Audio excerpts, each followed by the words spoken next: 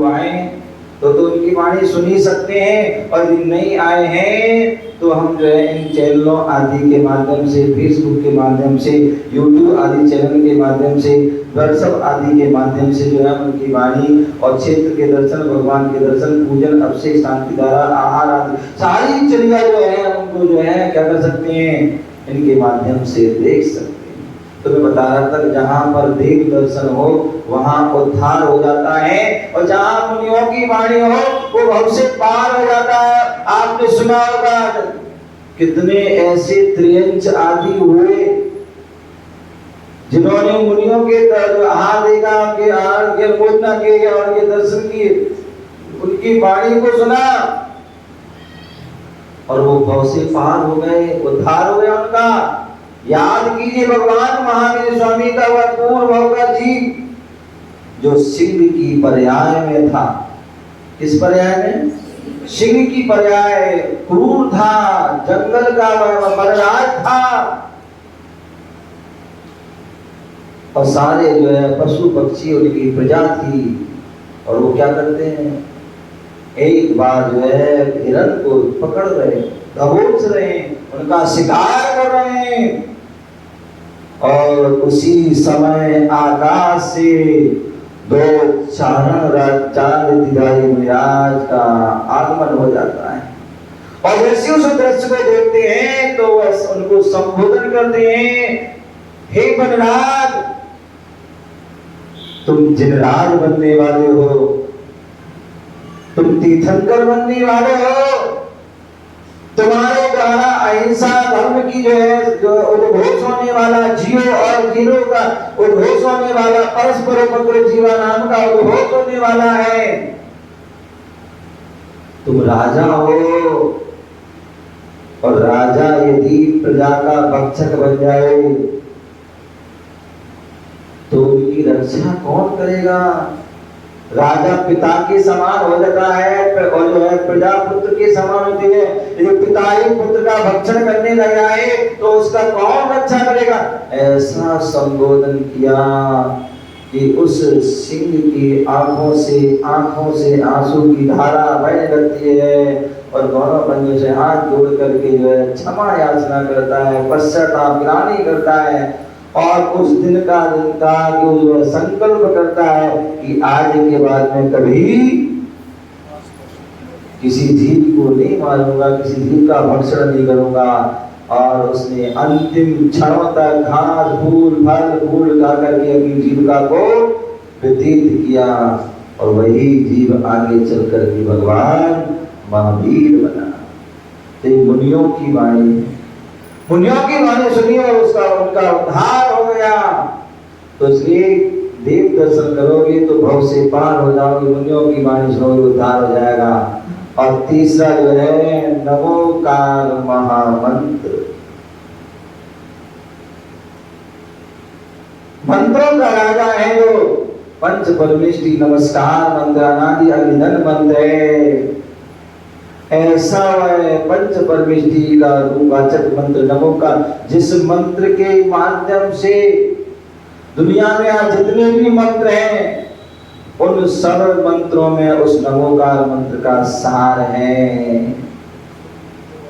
उस मंत्र के माध्यम से 84 लाख मंत्रों की उत्पत्ति हुई है। ऐसी उस महामंत्र को जो पढ़ता है, सुनता है, जपता है, तो चाहे वो नाग नागिन हो, चाहे वो बैल हो, चाहे तोता हो, चाहे कुत्ता हो, चाहे कोई भी जीव हो, उसका क्या होता है? उसका कल्याण हो जाता है। सारे कष्ट, उसके संकट अपने आप नष्ट हो जाते हैं। तो इसलिए हमारे लिए सच्चे जैनी बनने के लिए इन 3 बातों को जरूर पालन करना है। देव दर्शन करना है, मुनियों की वाणी को सुनना है, और तीसरा नमोकार महामंत्र को जो है सोते उठते बैठते खाते पीते जपते हर समय उसको क्या करना है? जपना है। क्या करना है? उसको जपना है, उसको ध्याना है। आप पवित्रो वा सुस्थो वा दृष्टो वा ध्याये पंच नमस्कारं सर्व पाप प्रमुच्यते। कितनी सुंदर पंक्तियां बोली। हम पढ़ते हैं और पढ़ करके उसको छोड़ देते हैं। क्या बोला है? आप पवित्र हुआ। बोले आप अपवित्र हैं या पवित्र हैं, सुस्त हुआ दुष्ट हुआ, सुख में हो या दुख में हो। लेकिन क्या करना है, ध्याय पंच नमस्कार मंत्र, उस पंच जो है नमस्कार मंत्र का क्या करना है, ध्यान करना है। सर्व पाप प्रमुच्यते, उससे सारे पाप जो है नष्ट हो जाते हैं। ऐसा वह नमोकार मंत्र। यदि हम बस ध्यान इतना रखना है कि हम पवित्र हैं तो बोल करके जप करके करें, और यदि अपवित्र अवस्था में हैं तो मन ही मन उसका क्या करें, ध्यान करें, तो उससे हमारा सारा कार्य अपने आप सिद्ध हो जाए। तो इसलिए तीन काम करना है, निश्चित आप जो है क्या हो जाएंगे, सच्चे जैनी बन जाएंगे।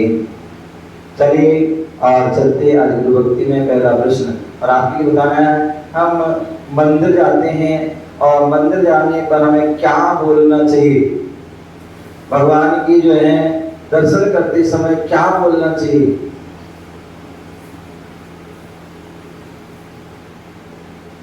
कोई बता सकता है, भगवान के दर्शन करते समय हमें क्या बोलना चाहिए? हाँ जोर से बोलिए। दर्शन पाठ, दर्शन स्तुति जो है उसको पढ़ना, प्रभु पतित पावन की विनती है तुमसे, कुछ भी आप पढ़े, कोई स्तुति आपको पढ़ना चाहिए। दर्शन पाठ याद है तो आपको वो पढ़ना चाहिए, दर्शन स्तुति याद है वो आपको पढ़ना चाहिए, प्रभु पतित पावन की विनती वो है वो आपको पढ़ना, कुछ ना कुछ आपको जो है जरूर पढ़ना चाहिए। बिना पढ़े जो है आपके दर्शन अधूरे हैं। दूसरे, जब भी हम अर्घ चढ़ाते हैं, बच्चों लोग ध्यान से सुनना, जब भी हम अर्घ चढ़ाते हैं, चाहे भगवान को चढ़ाएं, चाहे दिनवाणी को चढ़ाएं, चाहे गुरु को चढ़ाएं, अब उसका छंद बोलना चाहिए या आपको याद करना चाहिए। उदक चंदन तो आप यदि भगवान का चढ़ाते हैं तो उन्हीं भगवान का छंद हो याद, बहुत अच्छी बात है। निर्वाणी का छंद हो याद, बहुत अच्छी बात है। गुरुओं का छंद याद है, वो अच्छी बात है। अन्यथा उदक चंदन करके बोल देना चाहिए। अन्यथा चढ़ा चावल चढ़ा मतलब रख दिए तो वो चढ़ाना नहीं होगा। तो वो आपको जो है छंद बोलना है और मंत्र बोलना है, ज्यादा नहीं, कुछ नहीं तो कम से कम, कोई ज्यादा छोटा बच्चा है, अबोध नहीं है ज्ञान, तो कम से कम तो नमोकार मंत्र पढ़ के भी कर दे। लेकिन जो बड़ा बच्चा है तो कम से कम उसके लिए छंद आदि याद होने में, तो कितने जगह स्थानों पर जाते छोटे छोटे बच्चे हैं जिन्हें, और एक एक दो साल के बच्चे हैं, उनको माँ बाप उनको क्या कहते हैं भक्तांबा की दूर सच्चा का कुछ याद करा देते हैं, और ये अर्घ याद करके व्यापार स्थान के इमाम स्वामी ये उनका सबके अर्घ याद करा देते हैं। तो हमें भी कुछ करो या ना करो इतना तो करना चाहिए। जिस मंदिर में जा रहे हैं उनकी मूल लाइन कौन सी है, उनका अर्घ याद कर ले।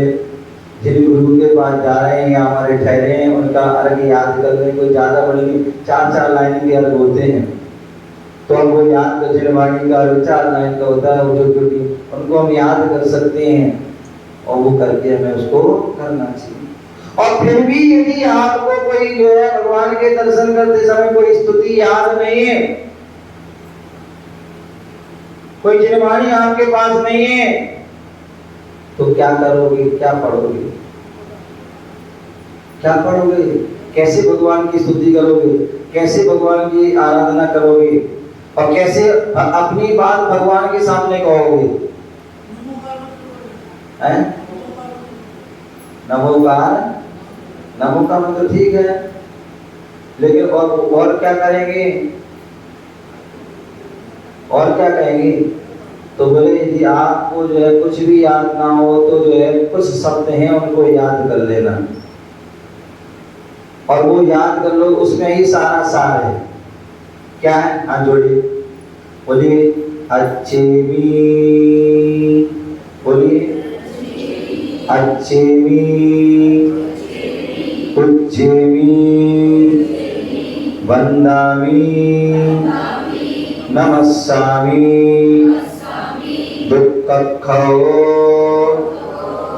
दुक्कखो, कम्मखो,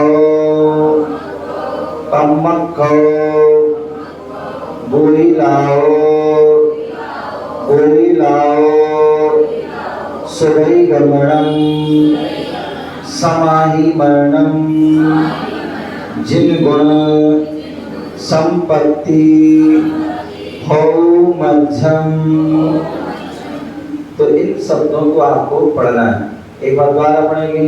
अच्छेमी, उच्चेमी, वंदामि, नमस्सामि, दुर्गक्षो, कम्मक्षो, कोइलाओ, सुवै गमनम, समाहि मरणम, जिन गुण संपत्ति हो मध्यम। पढ़ लोगे? द्वारा पढ़िए एक बार।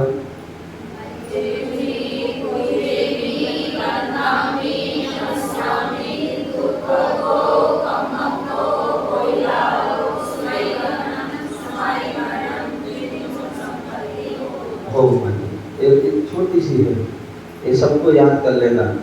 चाहे बच्चे हो, बच्चे हो, महिला हो, पुरुष हो, अम्मा हो, बाबा हो, कोई भी हो, सबको ये याद कर लेना। और कुछ पढ़ पाओ या ना पढ़ पाओ, जब भी भगवान के दर्शन करें, जब भी गुरुओं के दर्शन करें, इनको पढ़ना है, ठीक है ना। अब इनमें इनका अर्थ क्या है ये भी हमें जानना चाहिए। अच्छे भी, हे भगवान मैं आपकी अर्चना करता हूँ। क्या करता हूँ? हे भगवान हम आपकी अर्चना करते हैं। पूजे में आपकी हम त्रिकाल तीनों काल पूजा करते हैं। क्या करते हैं? तीनों काल आपकी हम पूजा करते हैं। आपको पता होना चाहिए हम हमारे यहाँ 3 काल पूजा होती है। तीनों काल, भूत जो है प्रातः काल, मध्याह्न काल और अपराह्न काल। प्रातः काल में जो पूजा होती है वो अष्टद्रव्य से अभिषेक सहित अष्टद्रव्य से जो पूजा होती है वो प्रातः काल की पूजा होती है। दोपहर में जो पूजा होती है वो अष्टद्रव्य से होती है। और शाम को जो है दीपक आदि से जो आरती आदि के माध्यम से जो होती है वह तीसरे प्रकार जो अपराह्न काल की पूजा होती है। तो ऐसे ही भगवान क्या कर रहे हैं? आपकी अर्चना कर रहे हैं। क्या कर रहे हैं? अच्छे भी मीन्स आपकी अर्चना कर रहे हैं। पूजे भी आपकी जो है त्रिकाल में पूजा कर रहा हूँ। वंदा में आपकी वंदना कर रहा हूँ। तीनों काल, भूतकाल, वर्तमान, भविष्य काल, कहते ना भूत के तीर्थंकर जितने भी हुए हैं, भविष्य के और वर्तमान, तीनों की क्या करते हैं? त्रिकाल जो है वंदना करते हैं। 9 देवताओं की जो है क्या करते हैं? तीनों टाइम हम जो है वंदना करते हैं। तो हे भगवान आपकी मैं क्या कर रहा हूँ? वंदना कर रहा हूँ। और उसके बाद नमस्कार क्या करते हैं? अच्छे भी, पूजे भी, वंदना भी, नमस्कार में आपको नमस्कार कर रहा हूँ। सिर झुका करके, गवासन लगा करके, पैर झुका कर, पंचांग, षष्टांग, अष्टांग और सर्वांग गवासन आदि हुए हैं, उनसे हम क्या कर रहे हैं? आपके लिए नमस्कार कर रहे हैं। अब किस लिए कर रहे हैं? बोले भैया हम तो बनिया लोग हैं। क्या है? बनिया लोग हैं। और बनिया कभी घाटे का सौदा नहीं करता है। बोले आपके मंदिर में आए हैं, आपके दर्शन करने आए हैं, आपकी पूजा अर्चना कर रहे हैं, पूजा कर रहे हैं, वंदना कर रहे हैं, नमस्कार कर रहे हैं, किस लिए कर रहे हैं? बोले दुख क्या हो? मेरे सारे दुखों का क्षय हो। कैसा हो? सारे दुखों का क्षय हो। अब दुखों का क्षय कैसे होगा? कम्मखो, जब कर्मों का क्षय होगा तभी दुखों का क्षय हो। क्योंकि यदि कर्म है तो दुख आते रहेंगे, एक जाएगा दूसरा, दूसरा तीसरा आते रहेंगे। लेकिन कर्म चले गए तो फिर दुख आएंगे नहीं। तो पहले क्या हो गया?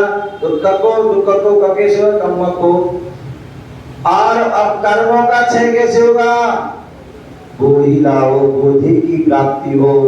बोधि मीन्स सम्यक दर्शन, सम्यक ज्ञान, सम्यक चाय। ये बोधि दुर्लभ है, केवल ज्ञान जो है वह एक बोधि दुर्लभ है। तो ऐसे में जो है क्या हो, रत्नात्रय की प्राप्ति जो है वह बोधि है, बोधि की प्राप्ति हो। और जहाँ बोधि की प्राप्ति हो गई वहाँ कर्मों का क्षय हो जाएगा, और जहाँ कर्मों का क्षय होगा तो दुखों का भी। तो वही लाओ, और वही की प्राप्ति कैसे होगी? क्या वही की प्राप्ति होगी तो क्या होगा? सुरई गमनम। क्या होगा? यदि आपको बोधि की प्राप्ति होगी, रत्नात्रय की प्राप्ति होगी, रत्नात्रय की प्राप्ति की आपकी जो है सुरई गमनम, सुगति में आपका गमन हो जाएगा। जितने भी मैंने आज सुबह बताया था, जागधि अरहंतारम, जैसे अरहंतों की गति हो, जैसे सिद्धों की गति हो, और वीर जो नमो जो है जो मोही जीव हैं, मोह से जिन्होंने विजय प्राप्त कर ली, ऐसे उन जीवों की जो गति हुई वैसी मेरी गति होती। यहाँ बोल रहे हैं सुगति गमनम, सुगति में गमन हो। सुगति पंचम गति जो है, और पंचम गति कौन सी है? सिद्ध गति, मोक्ष गति है, उसकी हमें क्या हो? प्राप्ति। सुगति गमनम समाहि। अब सुगति में गमन कैसे होगा? बोले समाहि मरणम। जब एक बार यदि हमने उत्कृष्ट समाधि मरण कर लिया तो उसी भाव से मोक्ष चले जाओगे, या 2-3 भाव या 7-8 भाव में नियम से आप मोक्ष चले जाओगे। समाहि मरण। और जब समाहि मरण होगा, सुगति में गमन होगा, तो क्या मिलेगा? जिन गुण संपत्ति हो मध्यम। क्या? जो बोले जिन गुण रूपी, जो जिन्हें भगवान के गुणों रूपी संपत्ति प्राप्त हो मुझे, बोले अन्न संपत्ति, रुपया पैसा धन दौलत हीरे जवाहर सोना चांदी आदि ये नहीं चाहिए, क्योंकि ये जो सारी जो है वो क्या है? आपत्ति विपत्ति को देने वाले हैं। क्या है? आपत्ति विपत्ति को देने वाले हैं। आज जो है इतनी जो है कहीं हार्ट अटैक, कहीं दिल का दौरा, कहीं जो है शुगर, ब्लड प्रेशर, ये वो कितनी सारी जो है बीमारी होती है, डिप्रेशन आदि हो जाता है। क्यों होता है? इसी के कारण संपत्ति आए। और इसलिए नीतिकारों ने कहा है संपत्ति आती है तो दुख मतलब देती है, और जाती है तो दुख देती है, और उसकी रक्षा आदि में भी दुख होता है। तो बोले ऐसी संपत्ति मुझे नहीं चाहिए जिसे कोई चुरा ले, किसी जिसे डाका डाले, लूट ले आदि, या पुण्य की वजह से प्राप्त होगी और पाप से उधर चली जाएगी। बोले ऐसी नहीं चाहिए मुझे, जो पुण्य पाप से परे हट करके जो संपत्ति जिससे मिलती है, ऐसी वो संपत्ति, जिन गुण संपत्ति मुझे प्राप्त हो। ऐसी भावना से भगवान को क्या करते हैं? एक प्रार्थना करते हैं। समझ गए ना? एक बार पुनः हम लोग अच्छे बढ़िया भक्ति भाव से अच्छेमी भुजिमी वंदामि नमस्कामि दुक्खो तम्मको भुरिलाओ सुरई गमनम समाहि मरणम जिन गुण संपत्ति हो मध्यम। पढ़िए सब।